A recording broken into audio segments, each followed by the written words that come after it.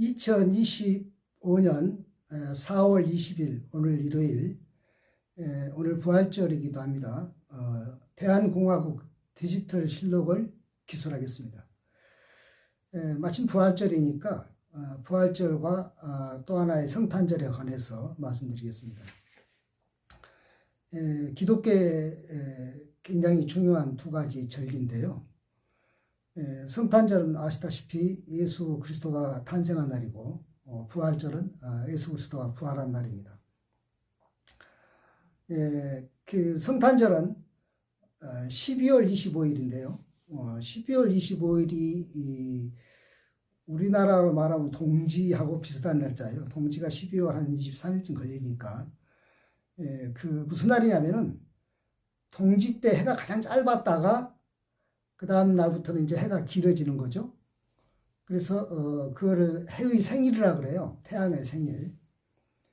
그러니까 그 성탄절이든 부활절이든 다 2000년 전의 일 아닙니까? 그러니까는 그때를 바로 제정할 수는 없었고, 무려 1000여 년 뒤에 성탄절이고 부활절이고 이제 날짜가 이제 제정이 됐을 텐데, 그래서 이제 비교적 어느 때쯤이라고 추정을 하지만, 뭐 겨울이든 봄이든 추정을 하지만 의미 있는 날로 정했다고 봐야 옳죠. 그러니까 예수의 생일이니까 적어도 예수의 생일은 태양의 생일과 같아야 되겠다. 아까 말했지만은 동지가 지나면 해가 길어집니다. 동지 때 가장 해가 짧죠. 낮에 해가 짧고 낮 시간이 짧고, 그 다음에 이제 동지가 지나면 그때부터 이제 낮 시간이 조금 늘어나는 거예요. 그래서 마치 사람이 태어나면, 생일에 태어나면 잘하는 것처럼 태양이 잘한다고 해서 해의 생일, 새로운 해다, 줄여서 새해, 그런 말이죠. 그래서 원래 동지를 작은 새해라고 그러고 작은 설날이라고 그래요. 마찬가지로 서양에서도 이제 크리스마스, 그때가 12월 25일이 해가 길어지기 시작되기 때문에 바로 예수의 생일을 거기다 맞춘 것이 성탄절이죠. 부활절은 어떻게 했는가? 부활절은 한번 태어난 예수가 죽었다가 부활한 것이니까 소생이라는 뜻이죠. 소생. 다시 태어났다는 뜻이죠.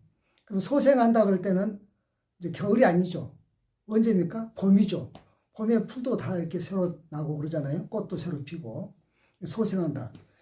그러니까 이제 춘분을 기준으로 해서 춘분.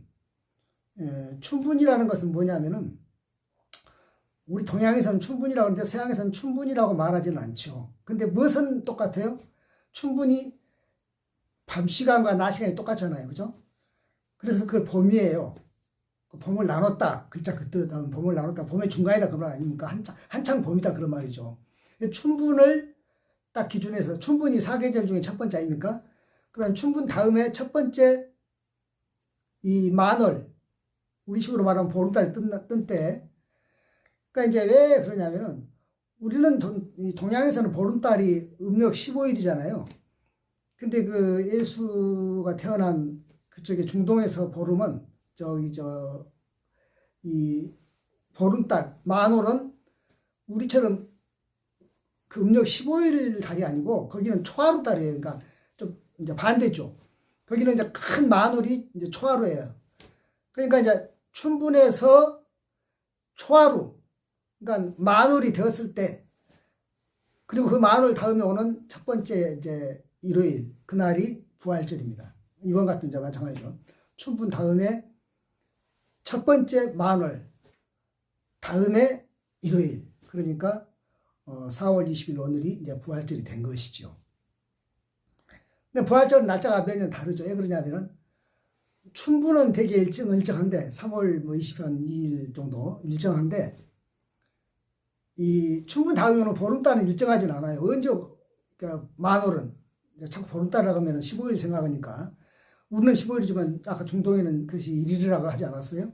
그러니까는 만월이 올 때 그것은 일정하지 않죠. 그러니까는 이번처럼 4월 20일처럼 거의 한 달 뒤에 온 것은 뭐냐면은, 그 춘분 바로 다음 날 한번 만월이 있긴 있었는데, 그거는 이제 우리식으로 바로 다음 날이고, 중동에서는 다음 날이 아니고 바로 그날 춘분이었기 때문에 할 수 없이 거의 한 달 뒤에 만월. 그래서 그렇게 만호를 해가지고 이제 일요일 날 오늘 일요일 날이 이제 부활절이 된 것이지요. 그래 이제 두 가지 절기, 그러니까 성탄절과 부활절이 이게 되게 이제 기독교의 가장 큰 절기인데, 그러면 예수의 역사를 그 일대기를 2인전이라 할 수 있는 것이 이제 성경 66권, 성경이 66권인 건 아시죠? 구약 39권, 신약 27권이 66권인데, 신약 27권 중에서 제일 앞에 부분에 4권이 사복음서라 해가지고 그것이 말하자면 이제 예수의 2인전 같은 거예요. 그러면 이제 예수의 2인전이라 할 사복음서에 놀랍게도 부활절은 다 들어가 있어요. 사복음서에. 근데 성탄절은 다 들어가 있는 게 아니에요. 마가복음이나 요한복음에는 성탄절 이야기가 없어요. 마태복음하고 누가복음에만 성탄절 이야기가 있습니다. 그러니까 이제 제가 왜 이야기를 하느냐면은 일반 사람들은 뭐 기독교인 포함해서 성탄절이 더 큰 명절이고 부활절이 더 작은 명절인 것처럼 그런 기분을 느껴요. 그렇잖아요.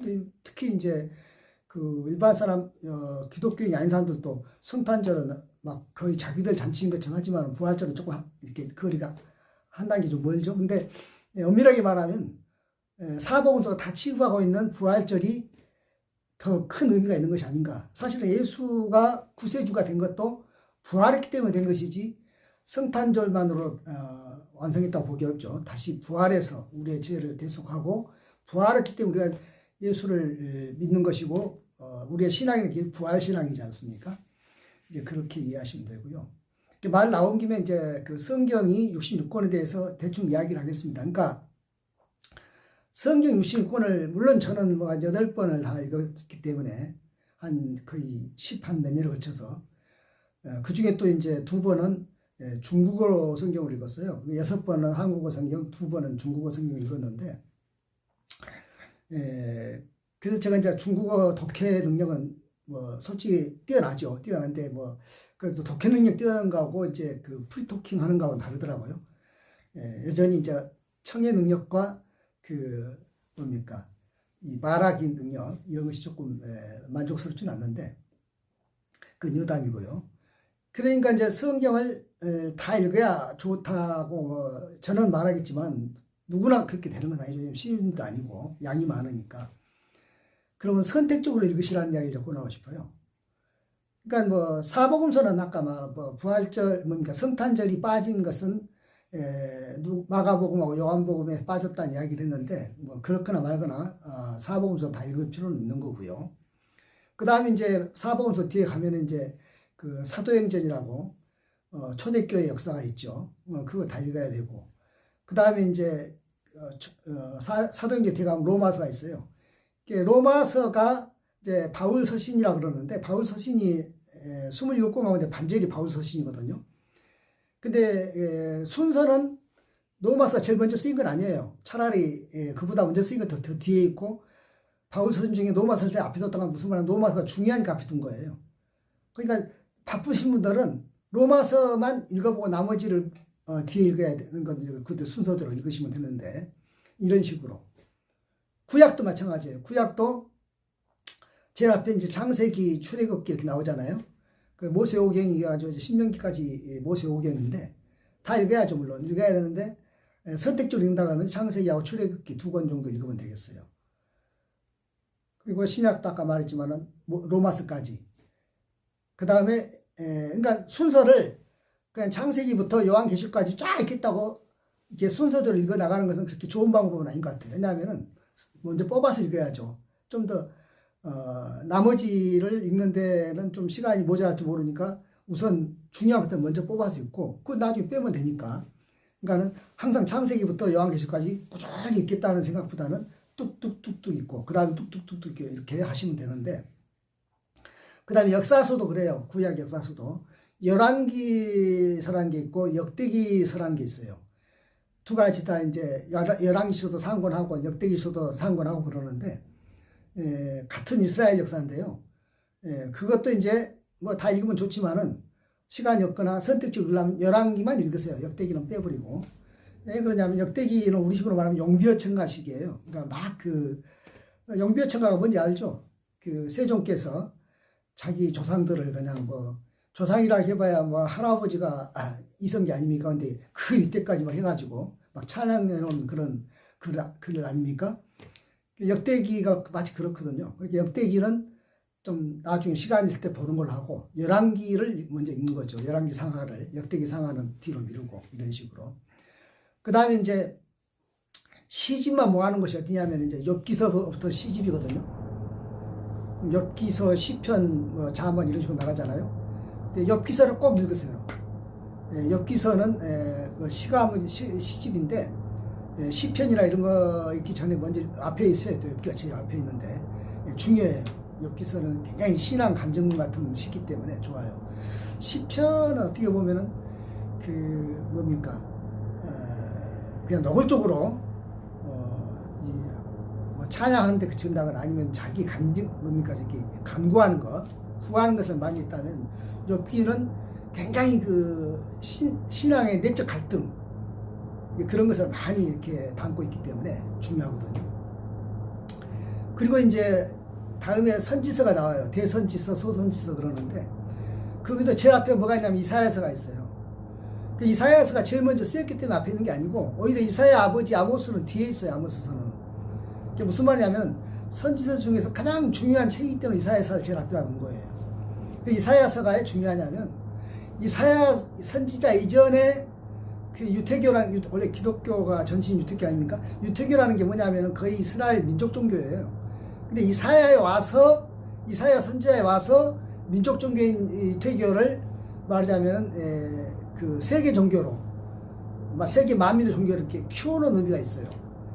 그러니까 우리는 그 구약에서 이스라엘 그러면 자꾸 지금 저기 중동에 있는 그 코딱지만한 나라 이스라엘 생각하는데 이사야 이후로 이스라엘이라는 말은 그 코딱지만한 나라 이스라엘만 말하는 것은 아니고 모든 그 여호와 하나님을 믿는 모든 그런 그 성도들은 다 이스라엘이라고 보는 거죠. 그 이사야서 때문에 그래요. 이사야서가. 그러니까 이사야서가 비로소 그 유대 민족 종교인 야훼를, 민족신 야훼, 그것도 신전도 없는, 집도 절도 없는 야훼를 그야말로 우주의 편만에 있는, 없는 곳이 없는 무소부지하신 우주의 그 창조신으로, 유일신으로 만들어 놓은 것이 이사야 선지서거든요. 그 이사야서를 꼭 읽어야 돼요. 이런 식으로 하면 되겠습니다.